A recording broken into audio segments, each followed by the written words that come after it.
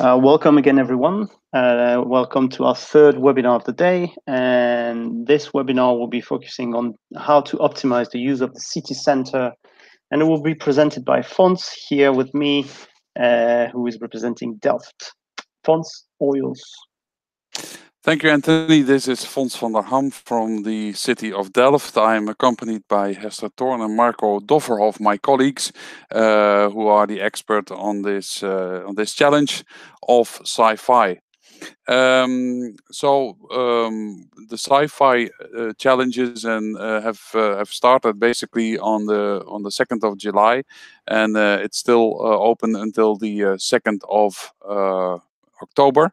There is a general webinar about the challenges available online, as you can see.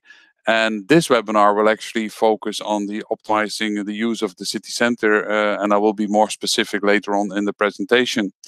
We have about up to 40 minutes. I'll do the presentation, and after that it will be open for Q&A, and we'll try to answer all of the questions you might have today. And if we can't answer them, we'll actually come back to you with the answer on a later moment. Questions should be added on the YouTube chat, which you probably see on your screen on the right side. So, SCIFI as a project was started some time ago. It consists of a consortium of 8 partners from 4 countries: the Netherlands, Belgium, France, and the United Kingdom. All participating in the Interact 2Cs program, which is a program funded by the European Commission, and it actually focuses on regions in those 4 countries which are actually part or linked together by the North Sea. Basically, the idea of SCIFI is launching an accelerator for mid-sized cities and businesses together to co-create practical, sustainable solutions for city challenges, and we also call them nowadays smart city solutions, and this time really focused on mid-sized cities. The idea is not that it's just for those cities in that area, but it's actually, as it is a EU-funded program, the idea is that the solution should be replicable throughout the European Union. As you can see, we have some participation of 4 cities: Delft from Holland, Bruges and Mechelen from Belgium, and Saint-Quentin from the north of France. And then we have some other partners with specific focus from France, the UK, and Belgium. We will have 2 open call cycles. That means this is the first one, and then as from July next year, we have the second one for other challenges than the ones we will be presenting today. The SCIFI open call, as I said, started on July the 2nd and will actually run until October the 2nd. So you still have a couple of weeks' time to make your application. We have 7 challenges in this call, all in the sustainable areas of energy, environment, and mobility. There will be an online application process, which is also explained on the website. After we have received all the applications, we will have a remote interview for the shortlisted companies. And then for those companies selected to work on the challenge, there will be an experimentation period of 6 months starting in January, ending on July 1st. And there will be availability of maximum 10,000 euros of financing per company which is participating in the challenge. And then I can actually show that used in a bit more graphics way. The steps we're taking. Basically, we are today in the 3 months period for where the challenges are open. Selection, as I said, as from 2nd of October, and then in January you'll start. Those who are selected will start with the experimentation, and hopefully by the end of July, we will all celebrate. I don't know in the way it's pictured on the picture you see on the right, but we will certainly celebrate together if we have a very good result. what does SCIFI offer to companies and organizations who want to participate in this project? First of all, as I said, there is up to 10,000 euros support per challenge per company to support a pilot, a proof of concept, or a minimal viable product. Of course, there is a possibility if the solution which is created by a company is a good solution, then there is a possibility that this product is being implemented by the municipality of Delft or any of the other partners, city partners in this project. And of course, if it works for Delft, it might work also for thousands of other cities in the European Union. Furthermore, during the process, we will be working together with the companies who are doing the challenges on co-creation, and we will get full access to support from our side and our stakeholders. We'll provide also training and advice where needed, certainly on the area of open data. And as a role, as I just mentioned before, we will help in disseminating the opportunities amongst peers and cities. Certainly, when the result of the challenge becomes a real product which is becoming operational in the city, we will help to promote that in a broader way, which is at the end of the day for the companies in the challenge a very interesting commercial proposition. Introducing them to cities, investors, and mentors. And of course, we actually will support where it is about the access to hardware and equipment such as sensors and access to data, which speaks for itself. So then there is this 10,000 euros of funding. This is basically per company working on a challenge, on a solution. And with a budget, you can actually pay salaries, travels, consumables, subcontracting, and so forth. You might, of course, spend much more money on this proof of concept or pilot, but we can only finance up to 10,000 euros. And if you don't need all that money, we will actually finance the amount you really need. Again, equipment for the pilot will be purchased by the city, but that will be then in discussion and in close contact with you, because that depends really on the height of the investment and what is really necessary to deliver a proof of concept. Who is eligible to apply?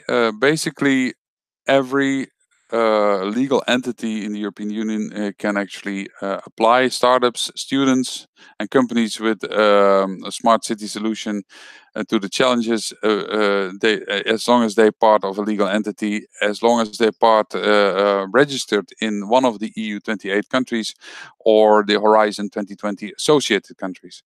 Only single entities, no consortia, and the company must be incorporated when we sign the contract. So if you have to establish, like, you're a group of students and you want to apply, that is absolutely possible.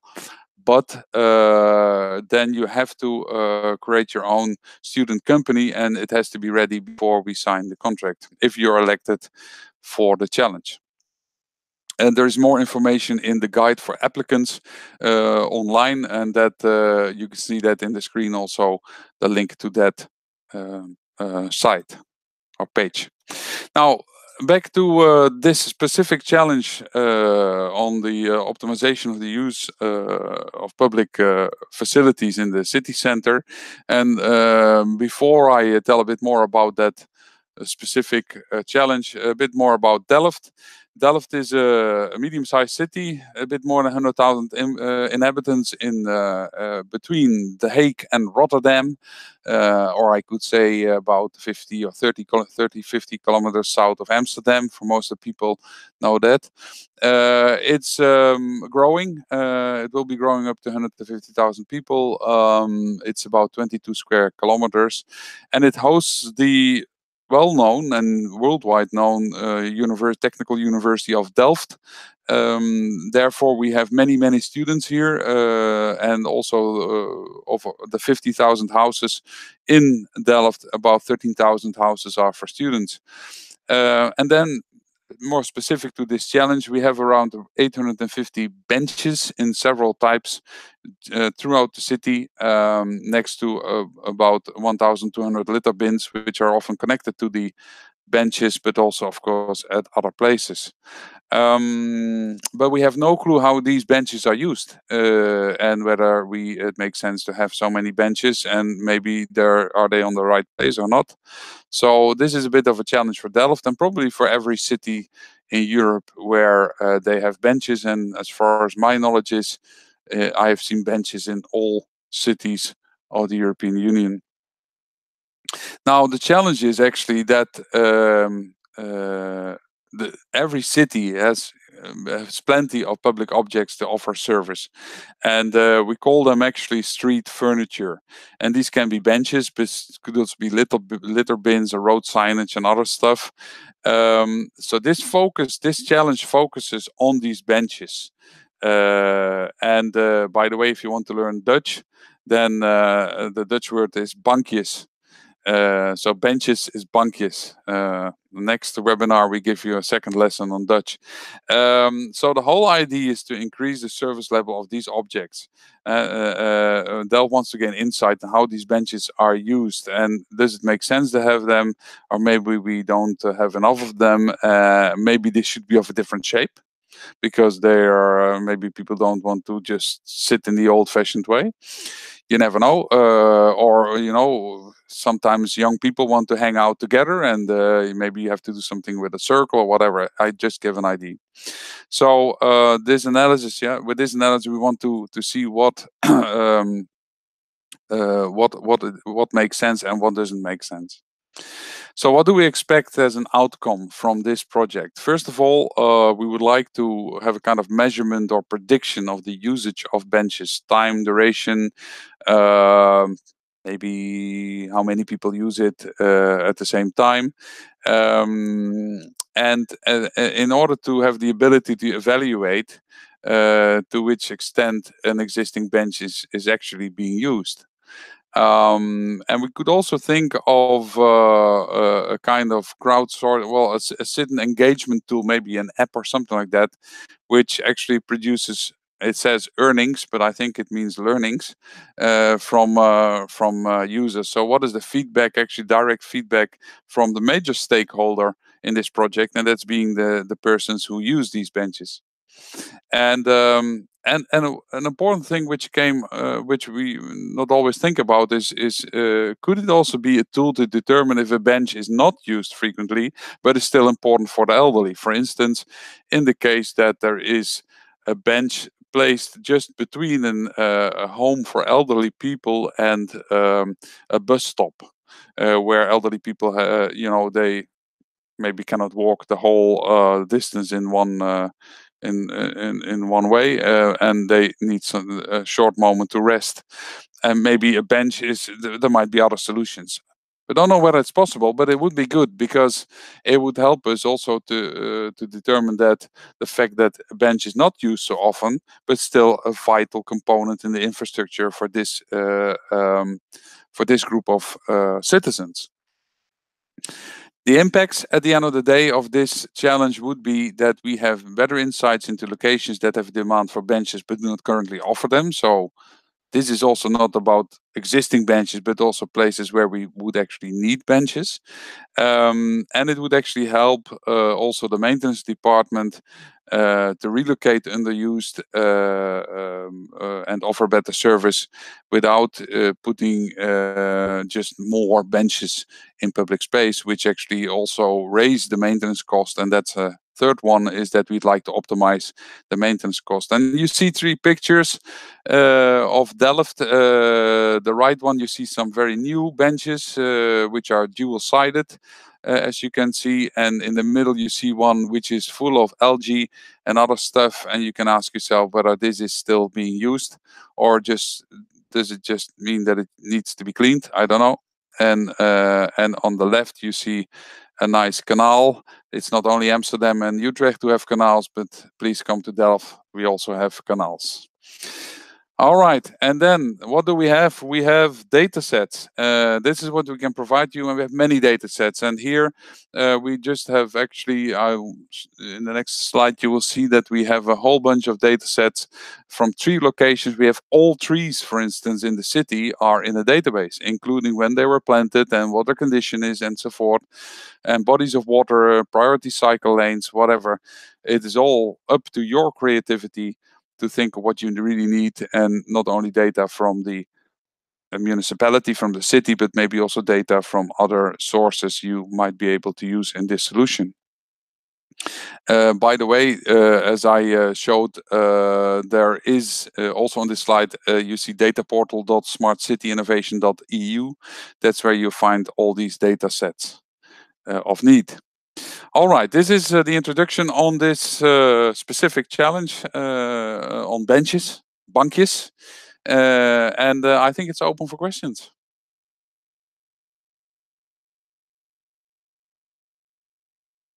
Thank you, Fons. So please do not hesitate to ask your question. We'll start with the first one. Up to what amount can cities fund hardware? Can you already state that, or does it depend on the application or the proposal? Do we have an answer? Fons, do you know this answer, or should we ask you this? Yeah, I think this is exactly one of the things I mentioned, is that funding of hardware was a possibility, but maybe Judith, if you want, you're open to answer that. Yes, of course, if sensors are needed, please indicate them in the application form. The city has the possibility to purchase the equipment for the project you have in mind. So the expenses for these equipment won't be considered in the 10K funding. So that's great for you. So just indicate what kind of material you think you need and what the approximately cost will be. And in the contract stage, the city will come back to you to discuss how the hardware part is going to be purchased and what kind of material will be in it. But the great thing is that indeed it's outside of the 10K. So the 10K you can use really for the development phase. Okay. Let me just also check back with my colleagues here at the table. 1 second, please. Nog een toevoeging hierop?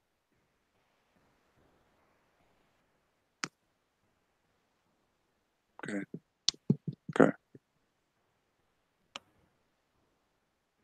Okay. All right. So the feedback I got was that, of course, there are some maximum amounts, but it really depends on the kind of solution. Yeah, sorry, I should have added that. It's a bit also depending of what kind of equipment you're asking for. If it can be used for other solutions and so on. So it's really in negotiation with the city that you indicate what is needed, and the city can indicate what kind of availability they have to purchase the material. Exact. Okay, thank you to you both. I have another question.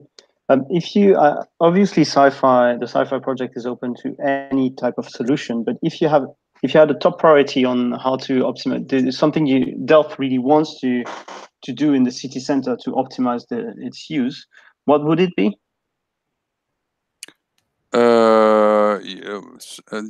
Let me rephrase. You're asking me whether there is what would be our priority if we talk about optimization. Well, as explained during the presentation, is that this one is specifically about benches. Yeah. And I think that it will be probably easier to analyze the usage of existing benches than to analyze where new benches should be placed. Okay.